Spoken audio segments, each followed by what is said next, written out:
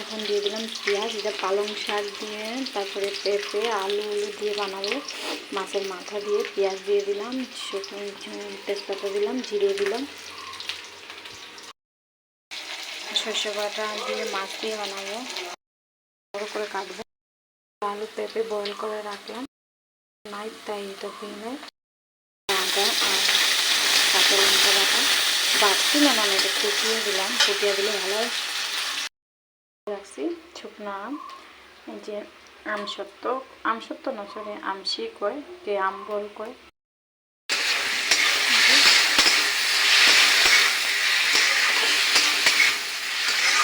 চিনি অ্যাড করবো এটার মধ্যে।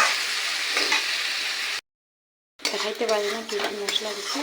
দিচ্ছি গোলমরিচ, দিচ্ছি হলদি, জিরা, ধনিয়া পাউডার, তারপরে এগুলো মৌরি পাউডার। এটার মাঝে এতটুকুই থাকবে, তাই ক্যামেরাটা।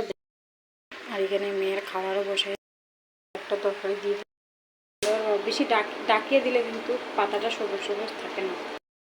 কিন্তু তাই মাছ বানানো কালো জিরা, চামড়া জিরা,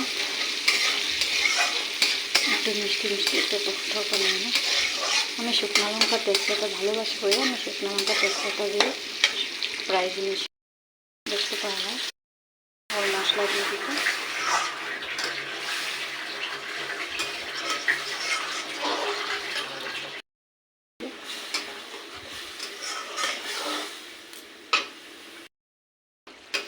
চিনি, মশলা দিয়ে দিলাম সব, জিরা, তারপরে হলদি, কাশ্মীরি লঙ্কার গুঁড়ো এতটুকু, আর একটু ধনিয়া পাউডার, ওই যে এখন গরম মশলা আর ধনিয়া পাতা দিলাম। এখন ঢাকিয়ে দিয়ে দিব, শেষ হয়ে যাবে।